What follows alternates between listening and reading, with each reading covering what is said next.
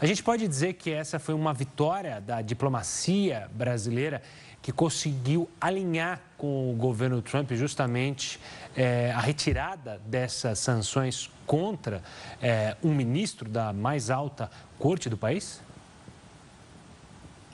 Boa noite, Gustavo. Boa noite, Renata. É um prazer estar aqui com vocês de novo. Sem dúvida nenhuma, foi uma grande vitória aí da diplomacia brasileira, né? O Itamaraty tem excelentes representantes, não só dentro do Brasil, como fora do Brasil também.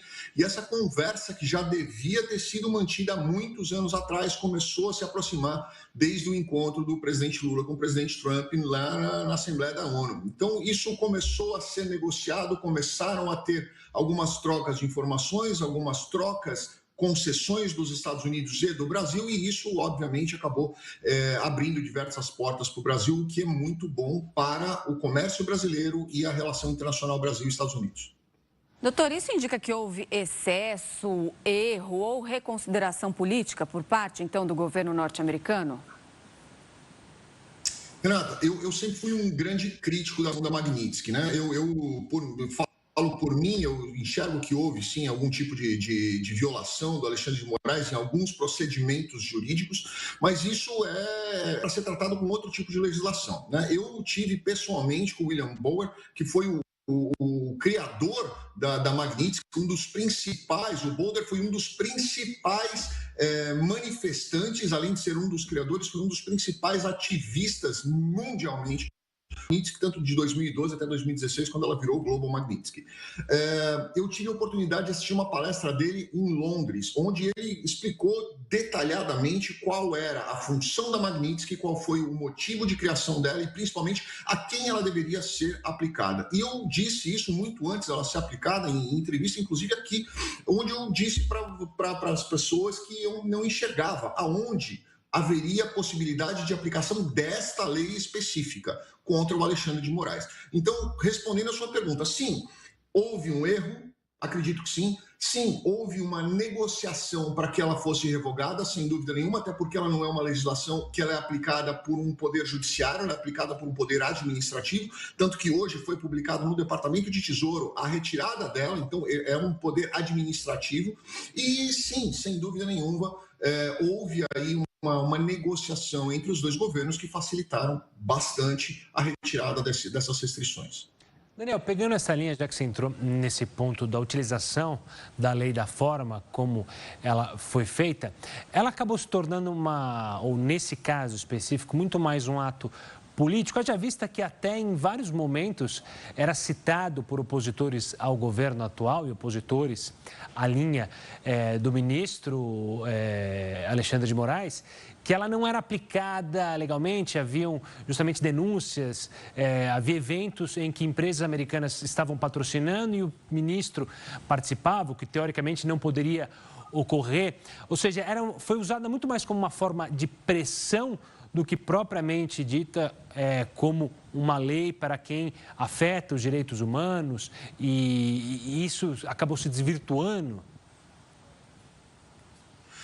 Sem dúvida, Gustavo, eu entendo que sim, sem dúvida. Se você for ler a Lei Magnitsky, se você for ouvir as palestras do Boulder, onde você percebe nitidamente qual a razão dela ter sido criada, você vai perceber que violação de direitos humanos, as pessoas confundem um pouco. Vou dar um exemplo aqui. Eu ouvi muito as pessoas dizendo, não, nós tivemos aí o caso do Clebão, ou o caso da moça do batom, ou isso é violação de direitos humanos, porque onde já se viu pegar 14 anos de pena por pintar uma estátua. Bom, isso daí não é violação de direitos humanos, isso está no Código Penal. O que o Alexandre de Moraes fez? Ele pegou a lei e aplicou a pena máxima. Ele achou formas dentro da lei de aplicar a pena máxima com os agravantes que ela tem ali dentro disso. Isso está no Código Penal, então não é violação de direito humano. Pode ser um exagero? Pode ser um exagero, concordo.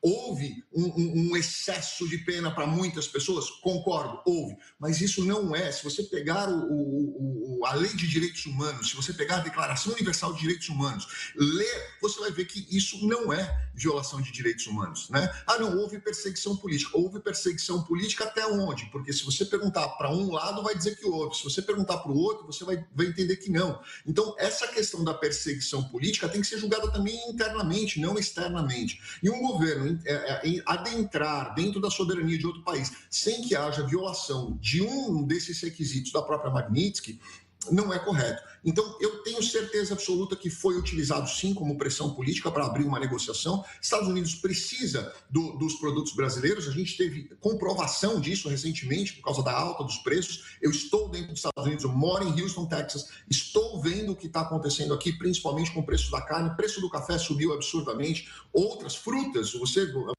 chega no mercado, eu até brinquei com alguns amigos meus, o preço da banana praticamente dobrou dentro dos Estados Unidos. E o brasileiro está acostumado a pagar banana a preço de banana, Estados Unidos está acostumado a pagar banana a preço de ouro. Então, você sente isso, e isso acaba sendo, sem dúvida nenhuma, uma pressão muito grande dentro do próprio governo.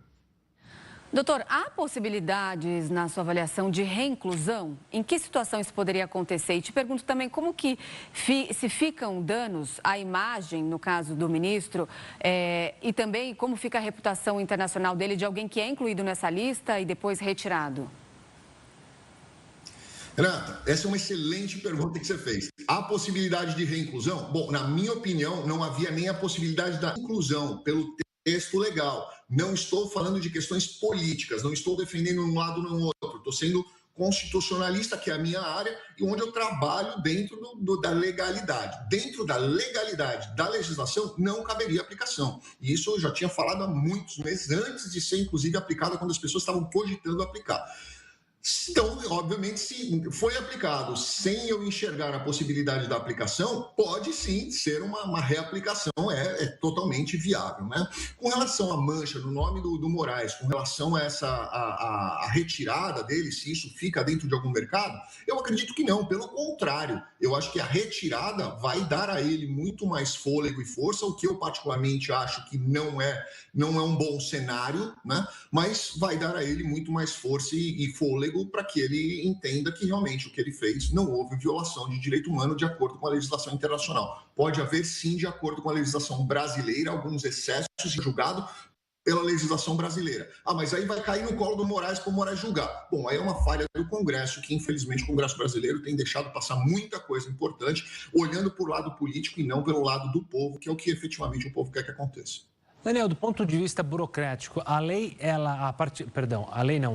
decisão do governo americano, a partir do anúncio, ela já é automática ou alguma burocracia que ocorre, algum tempo até, por exemplo, Alexandre de Moraes ter acesso a cartões de crédito? Boa pergunta, Gustavo.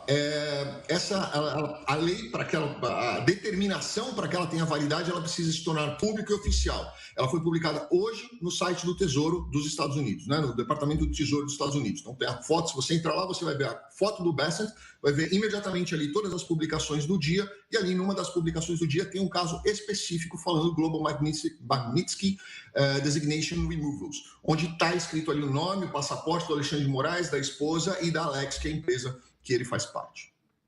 Tá certo, nós conversamos com o advogado especializado em Direito Internacional, Daniel Toledo. Doutor, muito obrigada pela sua participação.